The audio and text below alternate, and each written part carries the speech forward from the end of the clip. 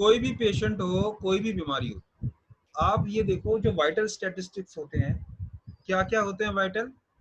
एक तो बीपी, एक शुगर, एक टेम्परेचर।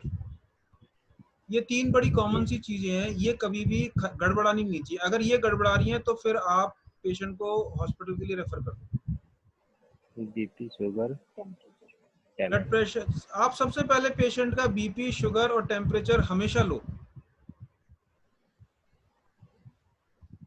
और खासकर इस तरह की एक्यूट केसेस में जहाँ डायरिया है, तो एक्यूट डायरिया में क्या होता है, शुगर एकदम से गिरने लगती है। अगर शुगर गिर गई तो पेशेंट कोमा में जा सकता है। इसी तरह से बीपी भी अगर बहुत ज्यादा कम हो गया, बीपी भी बहुत ज्यादा कम हो गया तो रिस्की हो सकता है। याद रखो, ज्यादा होने से, बीपी ज्यादा होने से, शुगर ज्यादा होने से कोई नहीं मरता। जितने भी लोग मरते हैं वो बीपी गिरने से और शुगर के डाउन होने से मरते हैं। Just right sir. रात को भी हाइपोग्लाइसीमिया हो जाता है, लोगों का शुगर लेवल अचानक गिर जाता है किसी वजह से। मान लीजिए खाना नहीं खाया और दवाई खा ली, तो अचानक शुगर लेवल गिर जाएगा, किसी वजह से हुआ, खाना मन नहीं कर रहा जी, आज खाना नहीं खाना। अब इतना पेशेंट को दिमाग में नहीं होता कि रोज 4 गोलियां, चार चार रोटियां खाता है, इतना सामान खाता है, उसके बाद गोली खाता है, तो ठीक है। अचानक किसी दिन मनाया नहीं खाना रोटी आज यार, और गोली खा ली तो शुगर गिर जाएगा, वो रात उसके लिए खतरनाक साबित हो सकती है। तो शुगर लेवल डाउन होना खतरनाक है, बढ़ना इतना खतरनाक नहीं है। तो थोड़ा सा अगर शुगर लेवल बढ़ा हुआ है पेशेंट का तो वो रिस्की नहीं है। थोड़ा सा बीपी अगर हाई है तो ज्यादा बीपी गिर जाएगा तो फिर खतरनाक हो सकता है। तो जब जब हाई ये डायरिया हो गया या उल्टी ज्यादा लग रही है, तो सबसे पहले ये देखो उसका शुगर और ब्लड प्रेशर स्टेबल है या नहीं है। अगर शुगर लेवल गिर रहा है, आपके पास शुगर नापने की मशीन होनी चाहिए। अगर शुगर लेवल तेजी से डाउन हो जा रहा है, हर आधे घंटे में, 1 घंटे, तो तुरंत इमीडिएटली उसको ग्लूकोज की जरूरत है, आप उसको हॉस्पिटल रेफर कीजिए और अपने लेवल पे उसको ग्लूकोज पिला दीजिए। बिना सोचे समझे उसको ग्लूकोज दे दीजिए, चम्मच भर के, 2 चम्मच 3 चम्मच पानी में घोल के, या ORS जो डिहाइड्रेशन वाला सोल्यूशन आता है वो दे दीजिए। और ब्लड प्रेशर भी डाउन नहीं हो चाहिए। अगर ब्लड प्रेशर डाउन हो रहा है तो फिर रिस्की है, फिर तुरंत उसको हॉस्पिटल रेफर करना है। लेकिन ऐसा कभी कभी होता है। और अगर डायरिया है, पेशेंट से सबसे पहला सवाल करिए फीवर है या नहीं है। अगर पेशेंट कहता है फीवर नहीं है तो कोई टेंशन की बात नहीं है, ठीक हो जाएगा कल तक, एक आध दिन में ठीक हो जाएगा, टेंशन मत लो।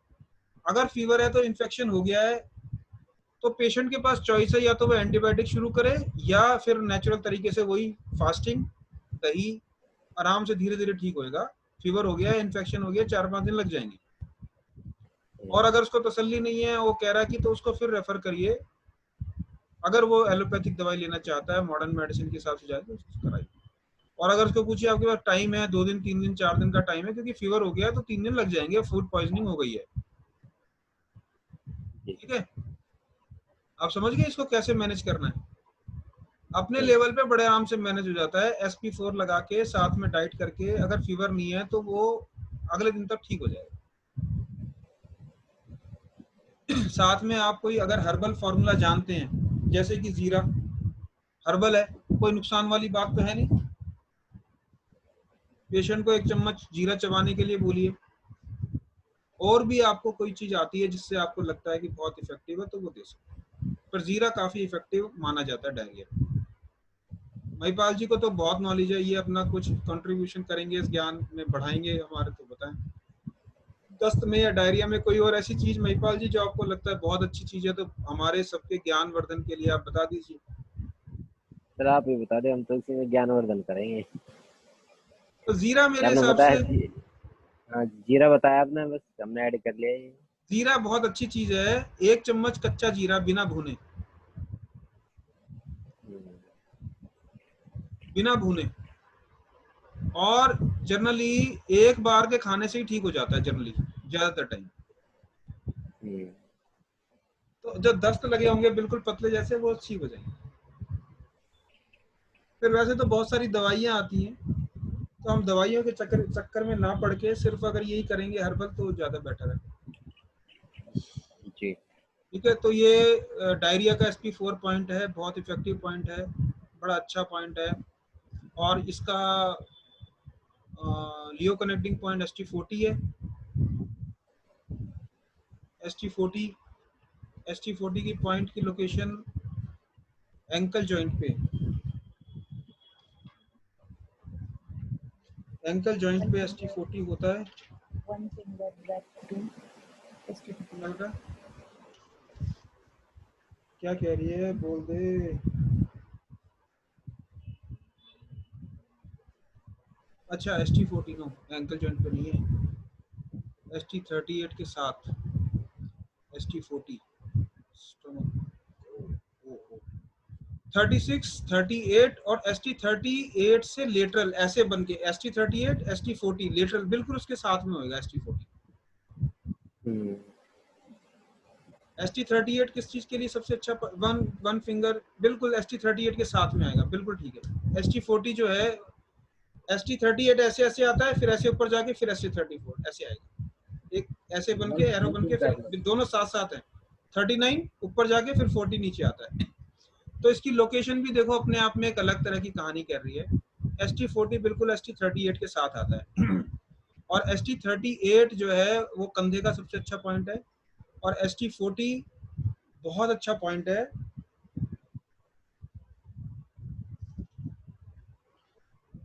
ST40 is very good point for epilepsy and अगर किसी को स्पूटम बलगम बहुत ज्यादा आ रहा है,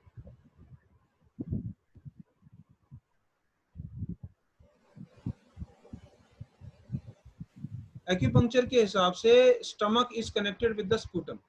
बलगम जितना बनता है, यानी कि जितनी भी चीजें, स्पूटम क्या है, स्पूटम इज ए फ्लैम, एक तरह का जो डाइजेस्ट नहीं हो पा रहा है, ये एक तरह की ह्यूमिडिटी है, डैम्प जिसको कहते हैं। आपको पता है स्टमक का जो एनर्जी है वो है ह्यूमिडिटी, स्प्लीन स्टमक की ह्यूमिडिटी है। तो अगर स्टमक ढंग से काम नहीं कर रहा है तो स्पूटम बन रहा है। तो ST40 एक्सेसिव स्पूटम जितना भी है, खासकर एक्यूपंक्चर में ऐसा मानते हैं कि अगर ज्यादा थूक आ रहा है, स्पूटम आ रहा है, तो वो मिर्गी की निशानी हो सकती है आने वाले टाइम में, एपिलेप्सी। तो एपिलेप्सी का बहुत अच्छा पॉइंट है ST40।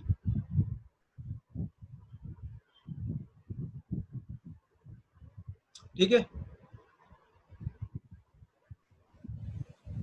मिर्गी के पेशेंट को क्या सुंघाना चाहिए जब उसको दौरा पड़ जाए आयुर्वेद के हिसाब से? प्याज।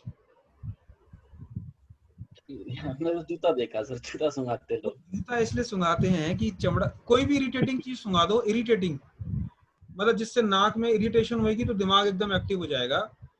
जूता सुखाना भी कोई गलत चीज नहीं है, लेकिन आयुर्वेद जो मानता है, आयुर्वेद कहता है प्याज काट के उसको कुचल के वो सुंघाना चाहिए। आयुर्वेद में प्याज का वर्णन है। तो अगर कोई एपिलेप्सी पेशेंट, देखो हमको एपिलेप्सी पेशेंट को बड़े ध्यान से करने चाहिए। कई बार क्या होता है एपिलेप्सी पेशेंट को ड्यूरिंग द ट्रीटमेंट अगर उसको अटैक आ गया तो वो हाथ पैर हट जाएंगे, उसके सुई निकालना बड़ा मुश्किल हो जाता है। तो बहुत खतरनाक सिचुएशन हो सकती है, बहुत ज्यादा खतरनाक हो सकती है। तो मैंने पर्सनली कभी जीवन में एक दो पेशेंट किए हैं और उसके पेरेंट्स साथ में थे, उन्होंने कहा जी लगाओ, तो मैंने कभी भी खतरनाक जगह पे नहीं लगाया और ऑब्जर्व करते रहो पेशेंट को कि अगर कोई उसको सिम्टम आ रहा है कुछ, इमीडिएटली सुई निकाल देना और ज्यादा ट्रीटमेंट नहीं लगाना है, हल्का हल्का ट्रीटमेंट शुरुआत करनी है। बिल्कुल ठीक हो जाएगा पेशेंट, लेकिन अगर किसी को ड्यूरिंग द ट्रीटमेंट अटैक आ गया तो क्या करेंगे? तो हाथ पैर हट जाते हैं उसके। तो एक तो उसके मुंह में चम्मच रख दीजिए, कोई चीज रख दीजिए, दांत में जीभ ना कट जाए उसकी, कोई कपड़ा मुंह में रुमाल वगैरह ठूस दीजिए दांतों के बीच में। जीभ काट लेता है कई बार ऐसा पेशेंट, आप फर्स्ट एड के तौर पे। और दूसरा, उसको थोड़ा सा रेस्ट करने दीजिए, ऑक्सीजन दीजिए, प्याज मिल जाए तो प्याज सुंघा दीजिए, इतना ही आप कर सकते हैं। बाकी उसके साथ कोई होना चाहिए, अकेले में कभी पेशेंट को ट्रीटमेंट नहीं लगाना। ये कंडीशन एकदम बिल्कुल मान के चलिए कि भाई कोई होगा तो हम ट्रीटमेंट लगाएंगे, साथ कोई आएगा तो लगाएंगे नहीं। ठीक है जी। ठीक है। तो ST40 ओके सर। इसका एपिलेप्सी का बहुत अच्छा पॉइंट है, लियो कनेक्टिंग पॉइंट है, आप लगा सकते हैं पर वेरी केयरफुल।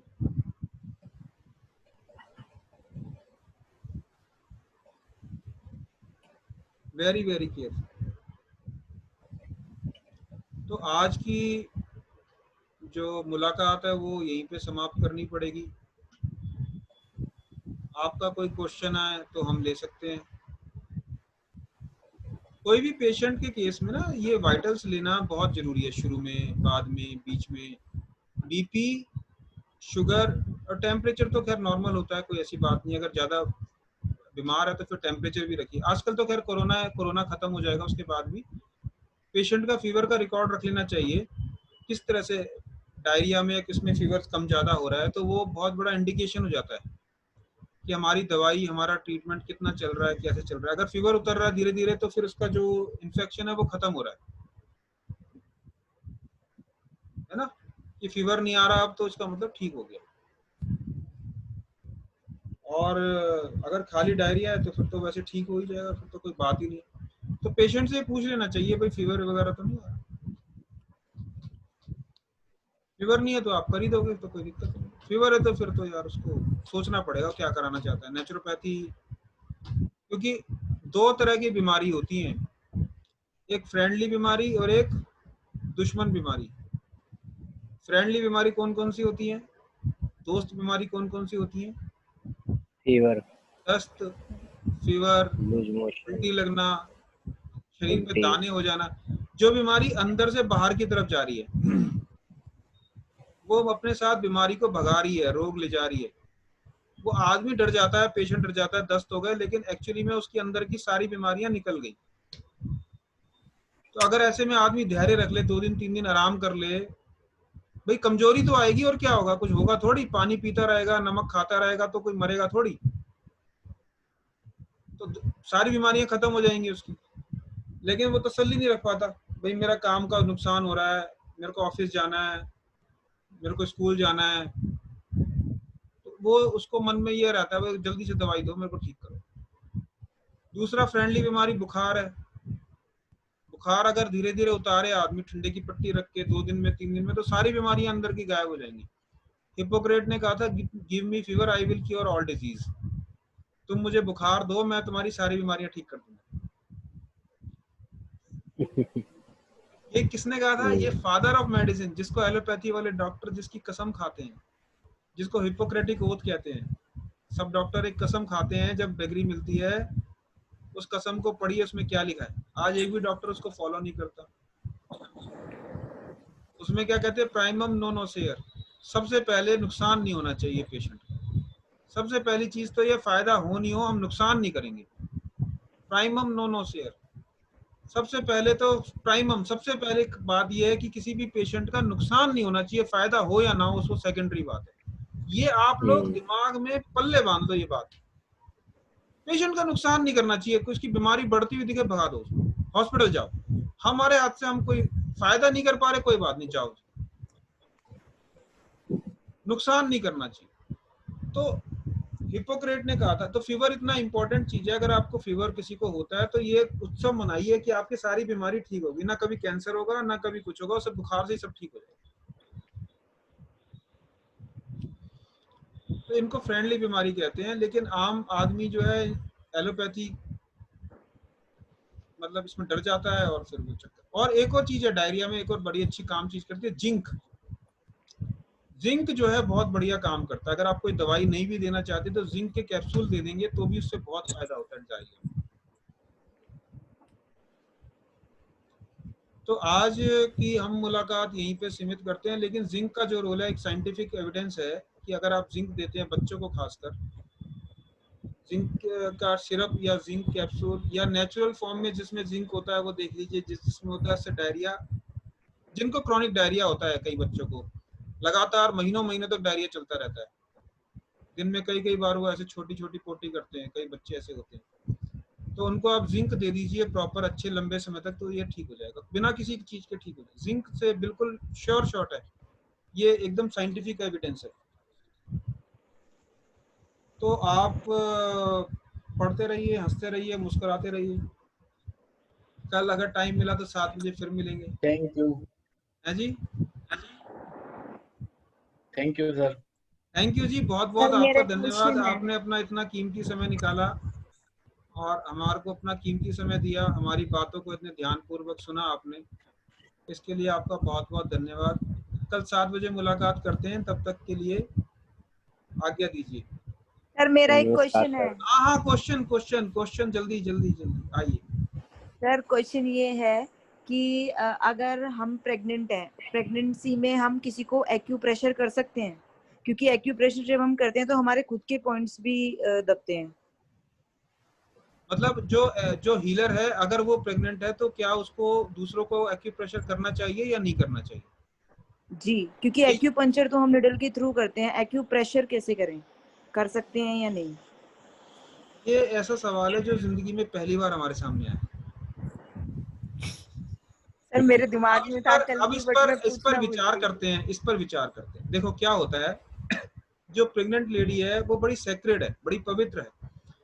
अब उसके अंदर एक जीव पल रहा है, वो जीव कोई भी हो सकता है, वो कृष्ण से लेके शैतान तक कुछ भी हो सकता है उसके अंदर। अब कोशिश तो ये करनी है कि उसके अंदर से पैदा हो वो भगवान कृष्ण हो, वो कोई महापुरुष हो, यही कोशिश करनी है। ठीक है ना कि नहीं? जी तो अब जब आप एक्यूप्रेशर करते हैं तो आप किसी के संपर्क में आ रहे हैं, जी और जब एक्यूप्रेशर जो करा रहा है वो नेचुरल बात है, बीमार है। जी तो बात प्रेशर की नहीं है, बात यह है कि आप किसी की एनर्जी को भी अपने अंदर ले सकते हैं। जी तो कोई आदमी अगर गलत भावना है, गलत बात है, नेगेटिव है, तो उसकी एनर्जी को उस होने वाले जीव पर असर पड़ सकता है, अगर आप प्रोटेक्टेड नहीं है साइकोलॉजिकली। मैं मेंटली फिजिकल की बात नहीं कर रहा, पॉइंट दबाने से तो आपको कुछ नुकसान नहीं होगा, आप जी दबा दो। अगर आप अपनी माँ के दबा रहे हो, सास के दबा रहे हो, बाप के दबा रहे हो, बहन के दबा, कोई फर्क, कोई प्रॉब्लम नहीं है। लेकिन जो बिल्कुल जी अननोन आदमी है जिसका आप इलाज कर रहे हो, उसका तो आपको पता नहीं उसको क्या प्रॉब्लम है। हाँ जी मेरी बात समझ रहे हो? तो हाँ जी आपको उससे प्रिकॉशन लेना जरूरी है। ओके तो इसीलिए मैं आपको थोड़ा सा अवॉइड करूंगा। अगर कोई प्रेग्नेंट लेडी है और वो एज ए एक्यूप्रेशरिस्ट काम कर रही है, तो उसको चांसेस, क्योंकि वो टच कर रही है किसी को, यस जी सर।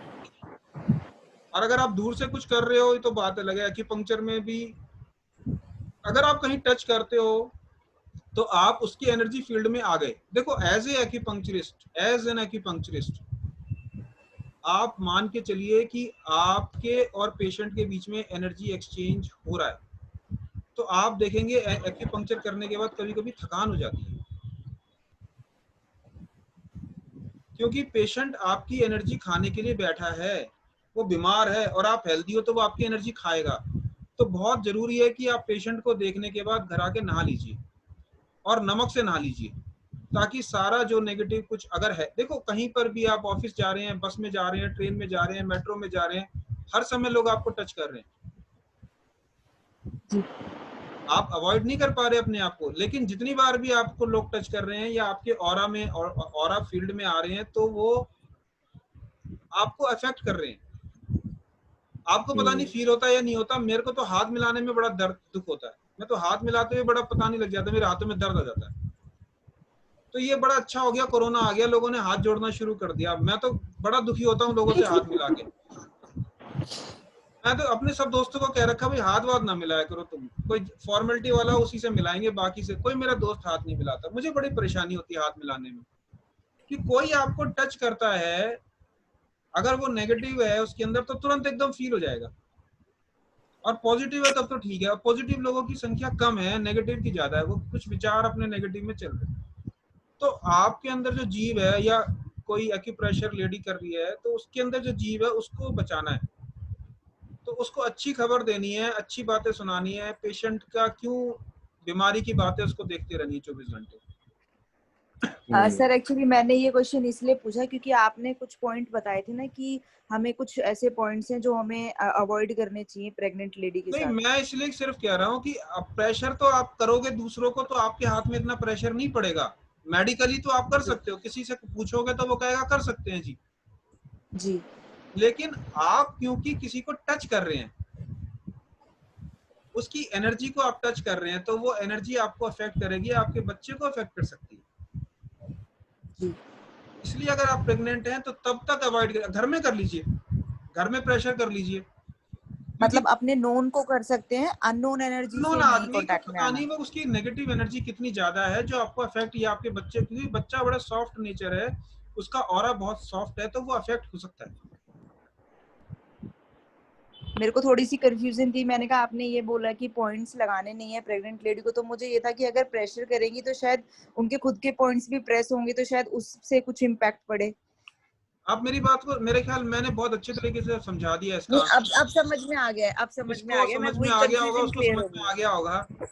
है। नहीं, अब आ गया है सर। लेडी को छोड़ो, आपको और मेरे को और जितने हम सबको, जितनी बार भी हम पेशेंट देख रहे हैं, हम उसकी कुछ ना कुछ परेशानी को ले रहे हैं, हर डॉक्टर लेता है। जी जी इसको हम प्रोफेशनल हजार्ड बोलते हैं। हर प्रोफेशन में कुछ खतरे होते हैं। आप ड्राइवर हैं, आप पायलट हैं, आप डॉक्टर हैं, आप इंजीनियर हैं, आप साइट पे काम कर रहे हैं, हर प्रोफेशन के अंदर, जितेंद्र भी जहाँ बैठा है उसके 100 किलोमीटर के दायरे में बम फटते रहते हैं। तो हर प्रोफेशन के अपने हजार्ड्स हैं, उससे आप बच नहीं सकते। तो हमारे प्रोफेशन में हमारे साथ हजार्ड्स ये हैं कि हमारे पास हमेशा दुखी आदमी आएगा। सही बात है। जब ठीक हो जाएगा तो फोन पे बोल देगा जी आज तो ठीक हूँ, बोलेगा भी नहीं कई बार, तो ज्यादातर तो हमको ही सही। पूछना पड़ेगा फोन करके, भाई तुम आए नहीं, बोला जी मैं ठीक हो गया। तो आपको अपने आप को बचाना कैसे है, ये चीज है, ये मैं आपको कंप्यूटर पे नहीं समझा सकता, ये मैं समझाऊंगा जब हम बैठेंगे क्लिनिक पे पेशेंट पे, और आपको फील होगा बकायदा, सुई लगाने के बाद एक इमीडिएटली आपको लगेगा थकान हो गई। और ये सबके साथ नहीं होता, कोई कोई पेशेंट आपकी एनर्जी को ज्यादा खींचता है, अगर उसको ज्यादा जरूरत है, ज्यादा गरीब आदमी होगा तो आपकी जेब में से ज्यादा पैसे निकालेगा। चोरी पैसे की नहीं होती, आपको पता है, चोरी एनर्जी की होती है बहुत ज्यादा। आप कभी हॉस्पिटल जाइए, पेशेंट्स के वार्ड में घूम के आइए, इमीडिएटली आपको लगेगा थक गए आप फिल्म देख के आइए 3 घंटे, आपका सिर भारी हो जाएगा, आपको इतना टायर्डनेस लगेगा, आपको लगेगा यार अब कुछ काम नहीं करना। आपने कभी महसूस किया कि फिल्म देखने के बाद आपको थकान क्यों हो जाती है? हाँ सर, होता तो था पर कभी इस चीज पे ध्यान ही नहीं दिया है। आप देखिए 3 घंटे फिल्म देखने के, आप तो एंटरटेनमेंट करके आए हैं, आप 3 घंटे बाद जब हॉल से बाहर निकलते हैं तो आपका मन नहीं करता 1-2 घंटे तक, आप कभी चाय पीते हैं, कभी कॉफी पीते हैं, कभी कुछ बैठते हैं, कभी कुछ खाते हैं, फिर कभी घर जाते हैं, फिर पूरा दिन आपका खराब ही जाता है वो। क्यों? सर ऐसा कई बार ऑफिस के बाद भी होता है, कई बार जबकि कितना कुछ हेडेक वर्क नहीं होता बट फिर भी।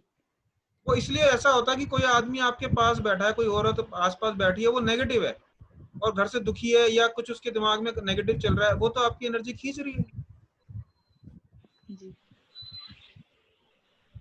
वो तो लगातार आपकी एनर्जी। अच्छा, इसको अवॉइड नहीं कर सकते, ये तो वेम्पायर है, वेम्पायर समझते हो ना, वो निकाल के अपने टेंटिकल्स निकाल के और वो चूसते रहते हैं। इसलिए आपने देखा गुरु के पास बैठ के कितना अच्छा लगता है, मंदिर में जाके रिलैक्स हो जाता है आदमी। कई कई मंदिर अच्छे होते हैं, बिल्कुल एनर्जेटिक होते हैं, वहां बैठो मैं ये एक एग्जांपल मैं देता हूँ, ये क्रॉटपेस वाला हनुमान मंदिर, कभी बैठ के देखिए आप, एनर्जी, ओ माय गॉड कितनी अच्छी एनर्जी है वहां की। आप 10 मिनट बैठिए, आपके आत्मा तृप्त हो जाएगी, मेरे को ऐसा फील होता है, आपको भी कोई मंदिर अच्छा लगता होगा वहां देखिए, क्योंकि वहां एनर्जी इतनी अच्छी है कि आप बस आनंद में डूब जाते हैं। तो ये एनर्जी का खेल है, इसलिए आप जितनी साफ सुथरी एनर्जी रखेंगे, आप लोगों को इसलिए नमक के पानी से बीच बीच में नहाना पड़ेगा, मैं समझा दूंगा कैसे नेगेटिव एनर्जी को भगाना है। नेगेटिव एनर्जी को भगाने का एक और तरीका और है कि थोड़ा सा सुबह सुबह हल्दी या नीम का भी इस्तेमाल करना चाहिए, थोड़ा सा हल्दी का तो जरूर, इतना सा हल्दी का टुकड़ा जो है, साबुत कच्ची हल्दी क्रश करके सुबह खा ले तो अच्छा रहेगा।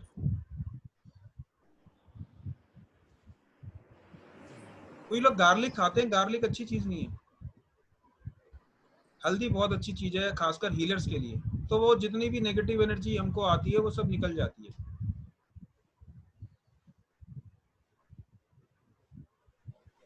नहाना चाहिए हीलर्स को, काम करके आने के बाद शाम को जरूर नहाना चाहिए। तो 2 बार नहाने की आदत डाल लीजिए आप लोग, सुबह शाम। कोरोना में ही नहीं नहाना।